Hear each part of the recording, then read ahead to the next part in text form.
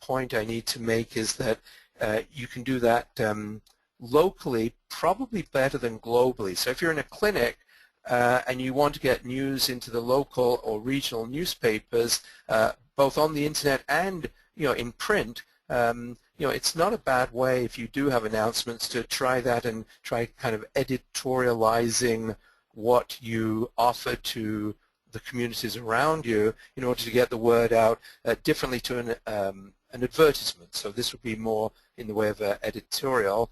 Here's an example on the right. You probably can only read the headline. Neurofeedback software provides a fast and simple assessment method for ADHD in adults and children as young as 5 years old. Then the subtext is the BFE has just released a new ADHD assessment software suite for use with the ProComp Infinity system. The suite was designed by a team of clinicians led by Dr. Vincent Monastre and Dr. Joel Lubar, and is based on the Hallmark study published by Monastre, Lubar et al. 1999. So this would be a sort of an example where we've done this, and there are at least 40 or 50 of these on the BFE website going back to about a year ago. Moving on, another way, by the way, sorry, if you have questions, I'm going to try and get to the end of this by about 1:45 or 1:50 Eastern to allow for questions and answers. So if you have them, please write them down or prepare them in your heads, I guess, and hold them in your mind if you can. Anyway, moving right along. Promotion, YouTube, used for, we use it for software demonstration, examples of our training. We have expert opinions, promotional trailers, biofeedback testimonials, and and so that is another simple way of show and tell using video clips. A couple of examples, and interestingly, so the one on the left is of a NFL football star. This has so far received 4,368 views as of a few days ago. That actually has gone up to something, I can't remember the exact number, but it's not huge. It's perhaps 4,000, 400 views. It was uploaded in August. It's not from the Federation. It's from NeuroCore Media, which is a company that educates people in mostly neurofeedback.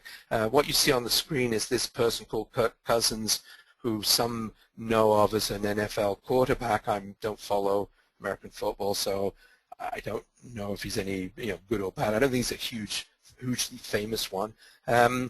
However, on the by comparison, by comparison, on the right we have Dr. Howard Glazer, who has been able to have 13,000 people view his short 2-minute video on Glazer and the Kegel exercises over a longer period of time. Though this is over 2 years, so certainly the NFL star has a good chance of catching up or even passing Dr. Glazer. To me, these are sort of successes within the world of biofeedback, which is, I'm sad to say, a sad story, because as I'm sure you all know, YouTube video success is counted in at least tens or hundreds of thousands and usually millions, and not in thousands and 13,000. These are really sad, pathetic numbers compared to other other fields of endeavor, and I will try to explain as I go why we do so badly and why the Federation is trying hard to improve on that performance and those numbers, and how it is quite difficult to do, even with the resources we have. Here's another way of doing promotion on the internet, is Blogger. This we use for details on team members. A team to us is a group of 18 people involved in a specific focused research effort. Again, we use it for support for conference, expert opinions, background courses, stories, longer testimonials than you can afford to do in YouTube, or people won't pay that much attention. This one was used in an example where we had a webinar, much similar to this one that we're doing today. We do these webinars also. I rarely speak at them. Usually they're biofeedback people, and in this case it was on mental conditioning for intense focus in baseball. We had an audience of about 50-odd people, mostly coaches and sports psychologists, and this is an indicator of one of the reasons why I feel that evidence suggests that biofeedback is not as well known as it perhaps should be or could be, the reason is that generally, we're all preaching to the choir and all speaking to members of the biofeedback and neurofeedback community that continues to age and reduce in size, as opposed to going out to other communities like the community of sports people in baseball, where we get great interest and great attendance, but obviously you have to dilute the message of biofeedback, and as you see in this title, it doesn't even say biofeedback, it just says mental conditioning for intense focus in baseball, because until they actually get into the webinar, biofeedback may or may not encourage them to to just do that, to just join the webinar. Twitter, this is a good one. This is fairly recent. Twitter hasn't been around that long, so it's essentially used for breaking news, to raise awareness, and to break news. You're looking at a fast, simple message to, for example, talk up YouTube, grow audiences exponentially, have instant contact at conferences and events. That's an interesting one, actually. I hadn't thought of using that. Carol Myers, who's the education manager for the Federation, is the person who actually does most of our social media, and we had an instructor presenting at a conference, I think it was a stress conference recently in the last 6 months, and she started to tweet to people going to the conference and at the conference to get them to go to the actual booth where we were presenting, and did manage to do that, which surprised me. They had a sort of a tweet activity going on. It was a conference of perhaps 3,000 or 4,000 participants, and there has to be at least 10 or 15 people actually went to the booth because she tweeted with them. We hadn't thought of doing it, but I'm glad she tried it. It worked actually quite well. So that's another area where we used Twitter in real time. And again, to an audience that is unaware of biofeedback, they were all very interested, and she just sort of said, oh, by the way, have you thought of going to the booth? And they said, no, glad you tweeted us. Obviously, they had missed all our previous promotion. Here is an example of YouTube. I'm not sure why it's sitting with Twitter other than it gets people to go there. On the left-hand side, we have Dr. Adam Kirkpatrick.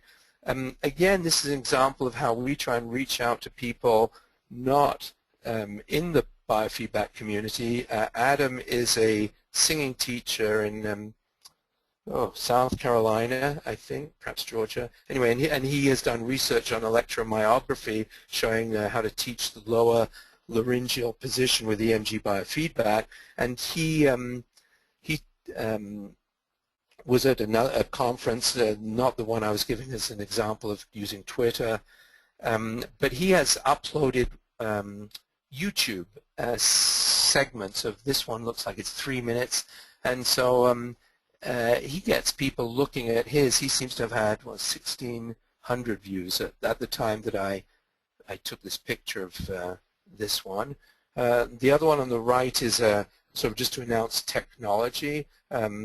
We get funded by sponsors, amongst which is Thought Technology, and so that's an example of them using this. I have seen some excellent use of YouTube by clinicians and groups of clinicians. The OTMAs do a wonderful job with their YouTube. They have some excellent YouTube, and many others. So certainly YouTube is a useful way to get your message out to potential clients and other groups. LinkedIn. This is actually a sort of interesting development in social media. It's a sort of professional version of Facebook, and helps reach out to large groups, exchange with people who might have an interest in biofeedback, especially the groups not involved in biofeedback. So we often reach out to groups of health professionals and other professionals, sports psychologists, where you can find thousands of them, even sometimes tens of thousands, in groups on LinkedIn. Oops, am I getting a feedback? Okay, as long as everyone can hear me well, I'll take... You're good, Mark. Okay. What I was going to add, too, about LinkedIn is it has groups. So you can join groups that deal with biofeedback or Yes. deal with neurofeedback. There's several on neurofeedback. One of our previous speakers, Nick Dobris, has his own sort of, group on LinkedIn. So just so people understand that there's these other groups that you can join within that framework. Yeah, thanks, Rob. Yeah, very much so. There are everything I've said of social media. My bias is always to reach out to the groups beyond the biofeedback, neurofeedback, and I guess myofeedback communities. However, yeah, absolutely. I mean, within the groups, you definitely should be joining groups of colleagues because they are there and you can exchange with them. The one warning about LinkedIn, by the way, and all social media, so I should make this warning now. If you don't know already, be very careful when you join these social media. Most of them associate you with an email. I always recommend to create a new email and join through it, either at Yahoo, at Google, or something that is not your personal email. LinkedIn in particular is particularly invasive and will try and find all your friends and any other contact on your computer if you associate it with your normal email, and you'll get your messages at a frequency that's amazing from all social media saying someone just messaged someone else or they tagged a photo in somewhere. And so if you don't want to be inundated with essentially the modern equivalent to spam, be very careful to make sure you join these things through an account that is nothing but for social media, and use it for that, and then use your other email or emails for your usual stuff. And then here we have more examples of how we've used promotion. In this case, this is like a press release. And then the ubiquitous Facebook, everyone knows this, used for, I guess pretty much everyone anyway, promoting. We have BFE affiliates. These are people who affiliate with specific teams. Again, encouraging attendance at events, showing followers what is going on. Professional version of Facebook is LinkedIn. And here are some examples of how we use this with people at a trade show. We did a lot to encourage people to go to the North Carolina Biofeedback Society's conference. There's even a picture of me giving someone a certificate in China. And as you can see, now that I've ended the section on promotion, there's a lot of overlap. So this, using social media and the internet, they all go together to some extent. And the next area where we use it, and all of those examples, by the way, are essentially promotion, just sort of, getting the word out. Can I make one more comment, Mark? Sure. One of the things that, in case people haven't played around with it, is if you are using all three of those, or two of them even, some connect to the other. So if you have a Twitter account, you could link it to your Facebook account. So what happens is when you tweet something, it'll come up on your Facebook page. And if you have a LinkedIn account, it'll connect you to your Twitter account. So if you put something on LinkedIn, it'll come up on your Twitter, and it'll come up on your Facebook page. So if you have all three, you can put the message out on LinkedIn, and it goes to your other two social media sites immediately. So you're hitting all three social media sites at once with one post. Yeah, and more. I mean, so yeah, you can do that, as Rob just said, and you can do more. In the longer version of this presentation, I went into some details on this. For those, interestingly, for those of you who follow what Rob just said, you'll know that, and it's straightforward. For those of you who don't do much social media, the risk is it will confuse you. But if you want to spend the time, definitely, you can optimize and do multiple messages at once and get to a very significant audience. Is my screen flashing for you guys, or can you see it stable? I have a screen issue that. Anyway, I guess it's okay now. So I'm seeing it flashing, and it may just be one of the Citrix. We had a, okay. You're very clear. If it flashes, don't worry. We had another problem where we couldn't even get the speaker up one time. But okay, I'll keep going. You're good. So the next section is, the next section we do is information. So once you've actually got, and this is very much like biofeedback, like once you've got the awareness, like someone's attention, which is all of promotion, the next thing is to go a little bit further and kind of educate them and train them. And generally once they're interested in biofeedback, whoever they are, the audience will look, and they'll do a Google search and they'll find what they find, and occasionally they find us, and if they're coming into the world of biofeedback, which is really the focus of my presentation, as opposed to they're already in that world, they're completely unaware of the fact that there's biofeedback, neurofeedback, misspelled here by the way, this is neurofeedback, and myofeedback or muscle rehabilitation. And so those three kinds of biofeedback, and the fact there's this schism in the world of biofeedback between bio and neurofeedback, it's completely new to someone who's new to biofeedback, or if they came in through, say, the neurofeedback port or the muscle feedback port, they don't realize there are three main types, and they don't realize to what extent the world of biofeedback has progressed in the recent years. I'm actually showing briefly examples of myofeedback or electromyography simply because it seems to be the poor relative or poor cousin of neuro and biofeedback these days. There was a time, and there still is, great interest and great awareness in muscle biofeedback in the area of stroke and rehabilitation, and also in pelvic muscle rehabilitation, which is the area that the Biofeedback Certification International Alliance trains people in. Interestingly, they don't focus on the other area that is is growing rapidly, is very well developed, and seldom spoken of, particularly in North America. In Europe, there is more focus on EMG biofeedback, and in China even more so. So the whole idea of social media, we use it to try and bring attention to all three areas and not just one or two of those three areas of activity within biofeedback. This is where so I'm pretty much in the middle.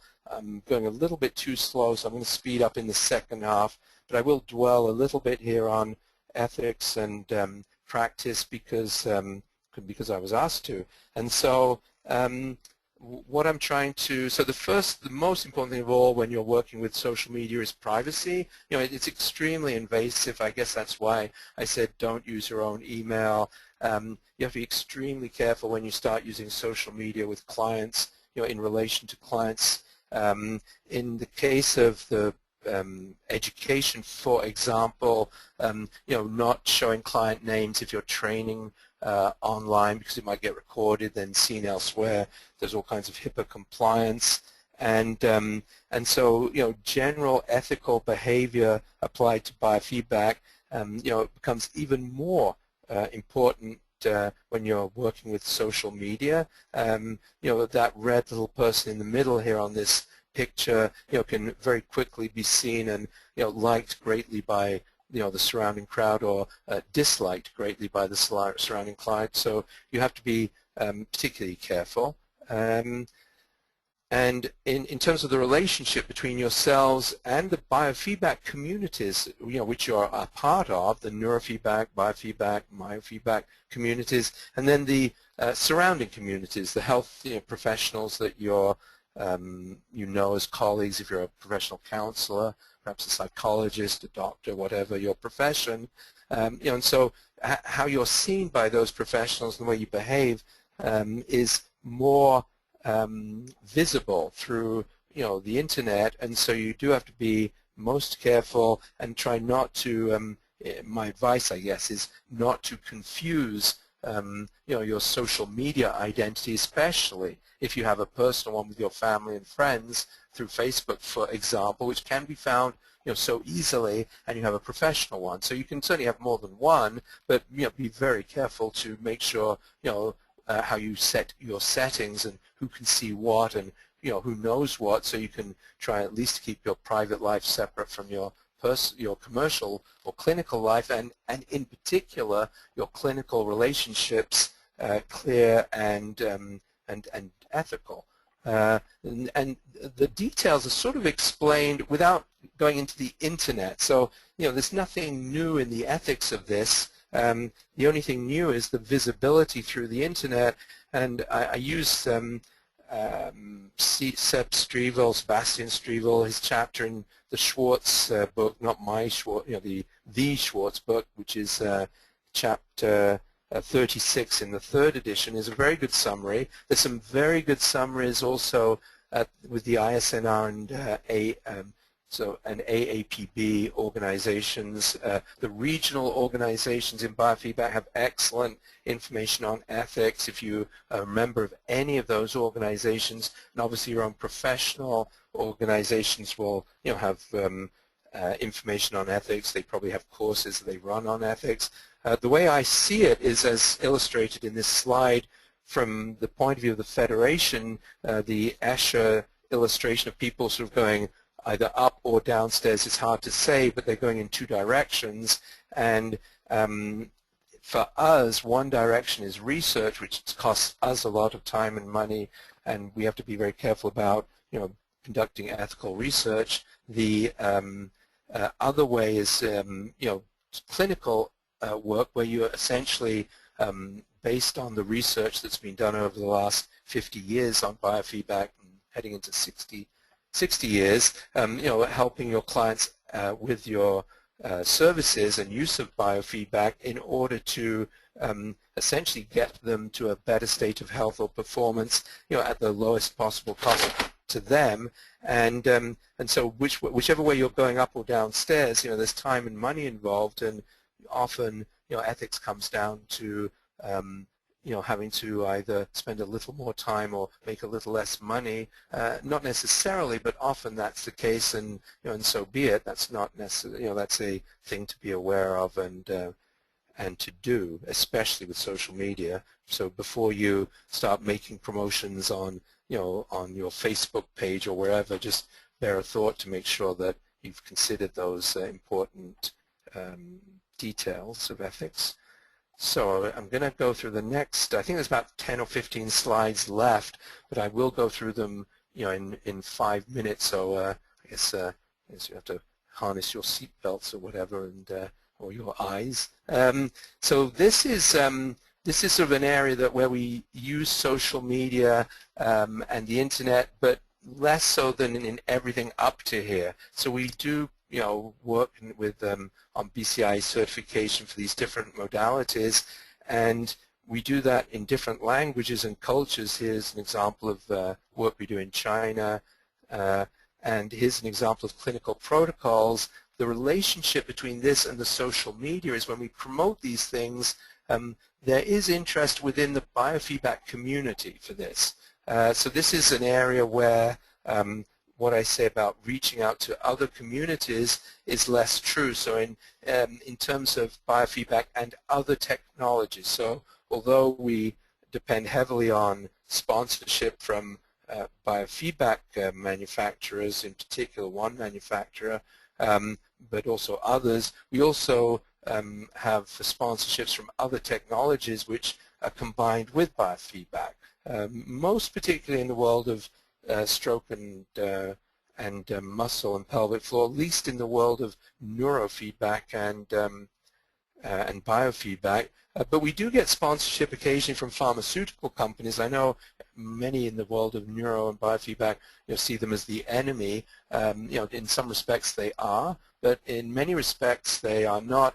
There's certain chronic pain drugs and other pharmaceutical products where the physicians will work hand in hand with health professionals using biofeedback and using pharmaceuticals. And in the case of the pictures on the screen, the ones on the far left, the surgeons, I often present to surgeons who are, particularly anesthetists, who are very convinced on the value of biofeedback. So, it's not like, I know it's often people in the world of biofeedback think they're alone, but and everyone else, doesn't know about them or doesn't want to know about them, but that's really not the case.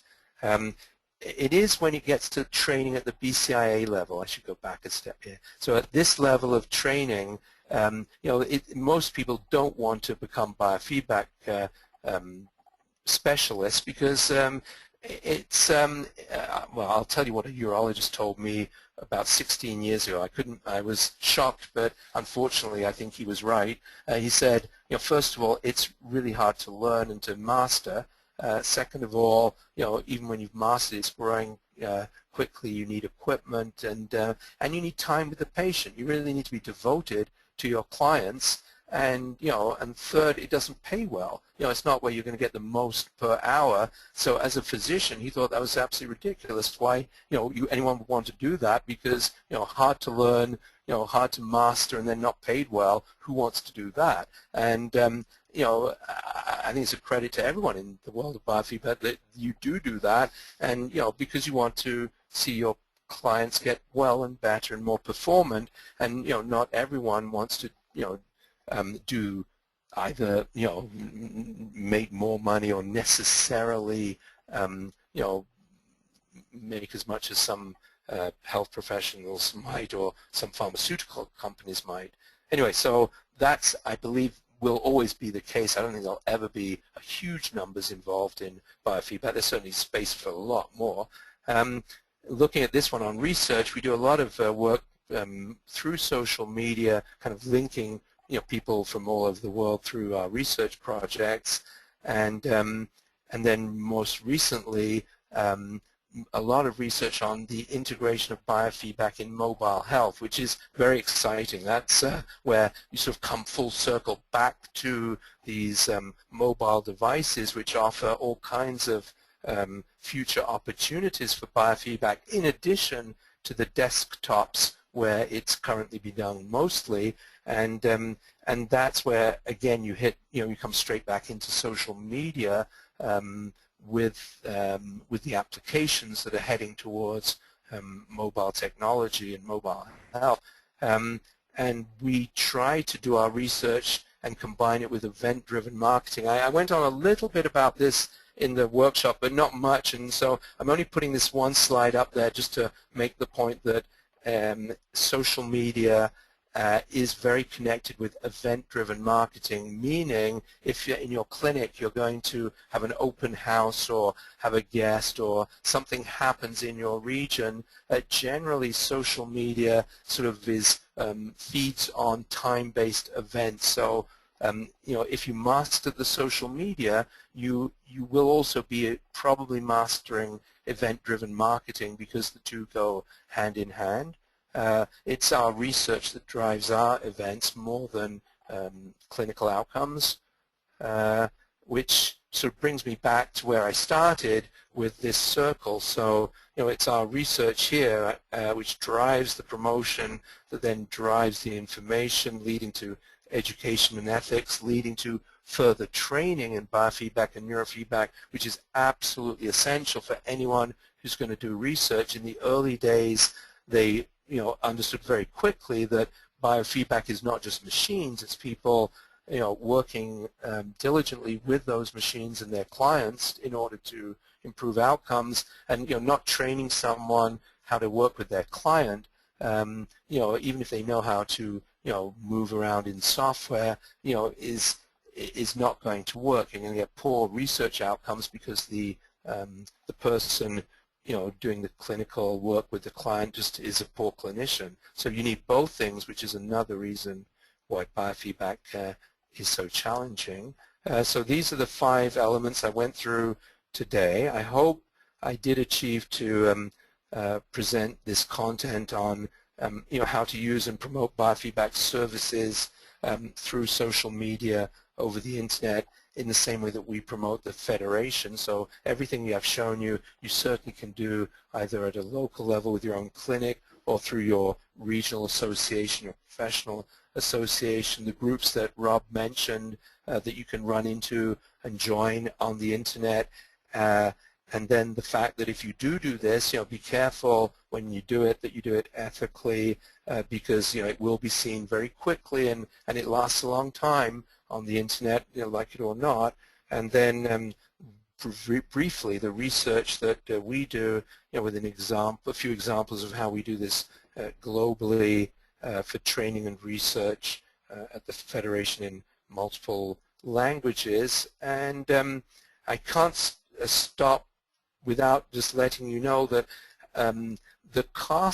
the biggest cost in social media is actually your time, or the time of the people you employ. So, when you get into it, you will spend a lot of time, particularly once you've mastered the use of social media, and even if you're using, particularly if you're using multiple software to make it easy for you to do it fast and get the message out, the more you do it, the more you've created this crowd of people. I guess it's a bit like throwing candy at the big gorilla or something. Once you actually have this audience and they're there, you need to keep throwing candy at them, because that's how social media works. So make sure you know that you've got the time, or someone has the time to do this, because you have to keep feeding the gorilla or feeding the machine, and that's how those numbers go up. And if we all do this together and continue to do this, I'm sure in the years to come we will see biofeedback and neurofeedback and myofeedback, find its place and its rightful place in health and professions, and be able to have far more people benefit from these services, both locally in your neighborhoods and across the United States, around the world, because it needs to be such. It has a place, and we need to make sure that people know about us and we find that place. So thank you very much for Dr. Suter and Rob for giving me this opportunity to speak today. I really appreciate that, and for you, the audience, who've listened to me and put up with my my slightly wonky voice today and my slightly strange mid-Atlantic accent. Well, Mark, that's great. Let's see if people have some questions.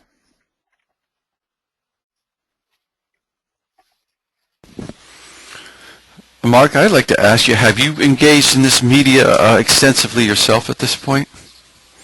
Oh my gosh, yes, engaged enough to be wary of it. So I have my own Facebook account. I think I have something like 500 friends. I have LinkedIn. When I open my computer, I open at least within one browser, I open 6 tabs. I open my email, and then I open my other email, which is my kind of social media email. Then I open LinkedIn, Facebook, Twitter, and I actually do kind of pay attention to them to some extent. But oh yeah, no, I definitely use the media, not as much as I could.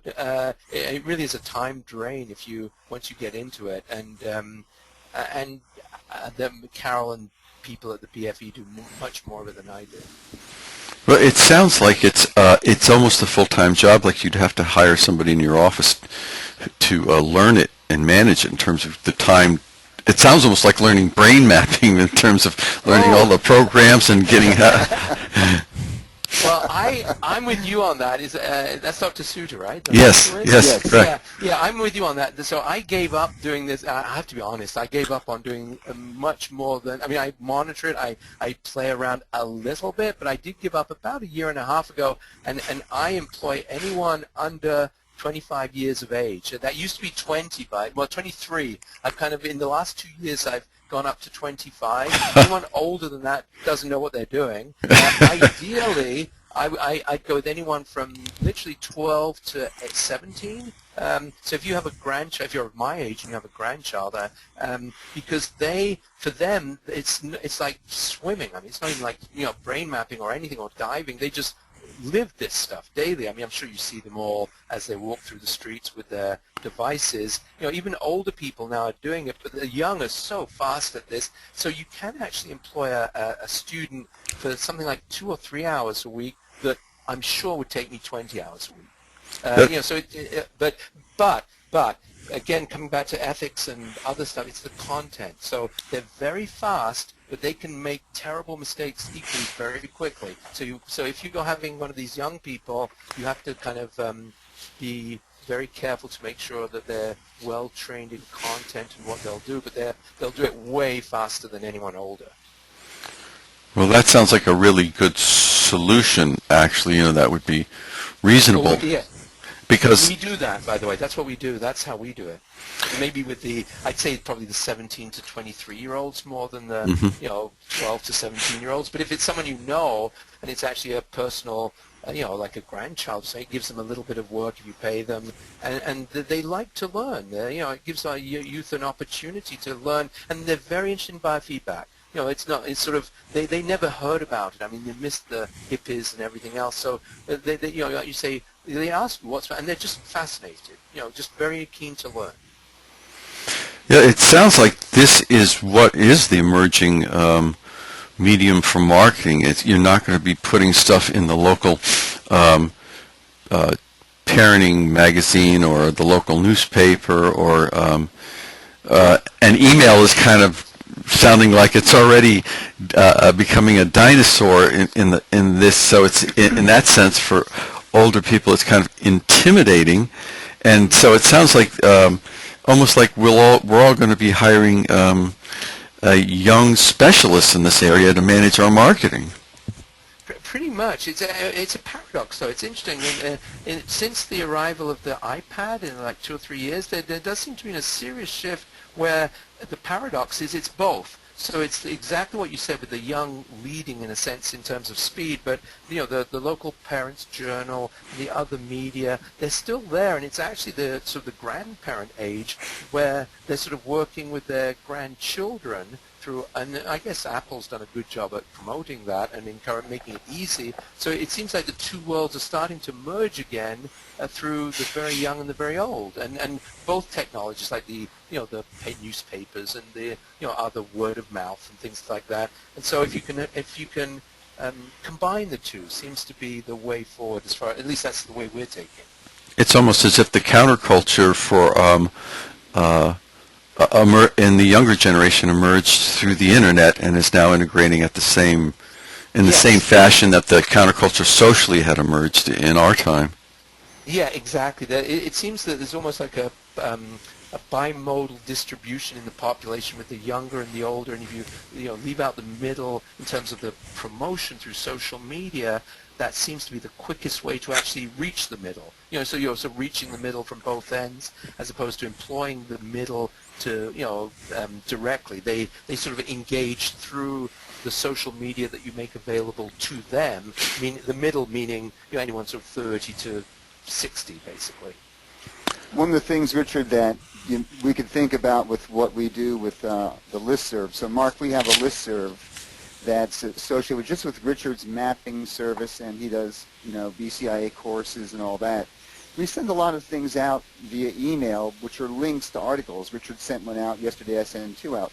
If we had a Twitter account that was a New Mind Twitter account, we could use that, and you just put the link in. I do that quite a bit. I use this more to educate my patients about information, which is quicker than email. Here's a link on diet. Here's a link on pharmaceuticals. Here's a link on exercise and health. And then this morning, it was so amazing. I was listening to Dr. Radio, and there's Martin Arns, one of the people who's a big guy in a neurofeedback world, talking about his research on ADHD and sleep and neurofeedback. And I never would have known that. It didn't come out on one of our listservs. So you could use these medias just to use it for education for patients or our colleagues, if you will, or both. And it's probably the quickest way, quicker than email, Richard, in that regard. We could play around with it a bit if you want to and see how it goes. And if you could find a younger person to do that for you, the examples were perfect you just gave for sleep, for ADHD, for the articles that Richard has, essentially bringing that news to a broader audience. So yes, bring it to your own audience and to the listserv, but if you can get someone young to bring it also to the audience, for example, the specific sleep audience, they'll find that audience probably quicker than you could, and then at least you can get the word out. And it's fairly easy. I didn't put this in this presentation, but then measure also how many people are coming into the webinars, into the asking for more information, who are from outside the regular world that the communities we serve. And if we were following BFE on Twitter, and you put out a neat piece about something to do with biofeedback and its efficacy on whatever, and we're following you on Twitter, we can just retweet that, and it goes out on our Twitter to all the people we want to go to. I'm glad you mentioned benefit. Very important point that I didn't actually make, which I should have, is exactly that. So if not only between ourselves, but with these other, like I'm sure you remember, Rob, the meetings we had following the conference where we try to group together for such a small world. We're so fractured, that if we do exactly as you said with the social media, with retweeting, with following one another, we make a much louder noise to the rest of the world. And so that amplification effect of working together is certainly something the Federation strongly encourages, because then people will be more aware of us, which is, and we'll grow, all of us. I mean, the groups we belong to, but as a field will grow, and that is something that is very important, that we do that, sharing and spreading of information, as you just described. Yeah, and it's just a keystroke away at that point. If you're just going to share something on Facebook or Twitter, whatever, you just resend it out, and it's that quick. Mm-hmm.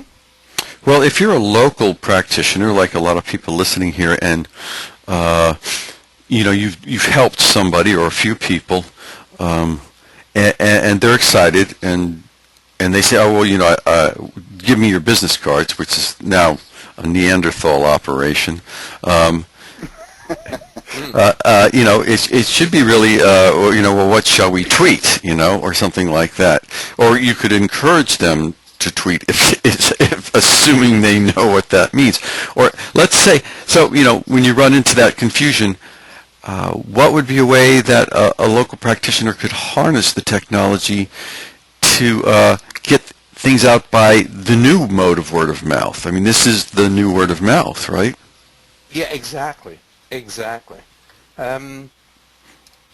certainly, I guess for the clinicians in the audience, essentially it's the same thing that, it's the same social media that we use, but using those locally within their community, as opposed to regionally or globally as we do it, and then taking the information that Rob was saying. So, if you've done a particularly good brain scan, or if you're, if you have information that can then help, for example, the sleep example, and you're a clinician, looking at encouraging that local audience to come to you, then, if you send that message out and information about your own clinic and the services you offer, by combining those, you can then get people coming to find out more about you through the fact that you're sharing information that's come from the listserv or the tweets coming from Rob, or information from you, Richard. So it's sort of spreading the word locally, I guess, into their own communities. So in a sense, if you had a website for your clinic locally, and you were aware of some of the local groups, you might have links to them with your website, and then if a client did really well, you might tweet to your client, which somehow would spread to your, we got HIPAA here, so you couldn't. Yes. You couldn't spread through that. The client who wants to share the news can tweet to you with feel free to share. Here's my story to share with other people about my benefits from. Yes. Then you're good to go. And the other thing that Mark did mention. That's what you'd want. Yeah, that you can do is they now have these. It's like a square-looking barcode symbol, and you can put one of those on your website. People can plug it into their phone, scan it, and there's your website. Ah, So Yeah. there's just so much to keep up with that could really spread the word. But you know, I thought having Mark today was a great idea because this is becoming so popular, and some of these companies like LinkedIn are on the New York Stock Exchange and Facebook. Oh yeah. So I mean, it is. You see this in TV commercials. Like us on Facebook, like us on Twitter, like us on whatever. Facebook and Twitter being the bigger ones, of course. But so it's good stuff, Mark. Thank you so much for joining us. And Oh, it's my pleasure. It was. I always like to talk about biofeedback and what we do. It's. yeah. And I hope it was helpful to people. I think it really raised awareness of everybody that this is an area that they all, whether they like it or not, will have to pay attention to help their clinics grow. Yeah, we just opened a Facebook page at our clinic here, and we're using it primarily for patient education. So we put out, I find things and I send it to the director, and then we put it on Facebook. So if it's like, because we have massage, we have physical therapy, we have nutritionists, we have biofeedback, neurofeedback, we have a counselor, anything that deals with sort of complementary health, and we have acupuncture here too, we put it on our Facebook so our patients can see it, and it's a way of promoting specials. This week, we're going to be having a yoga class. Sign up now. So there's a variety of things you can do to get the word out with what you're doing. Yeah, no, it's definitely the way of the future. There's no question.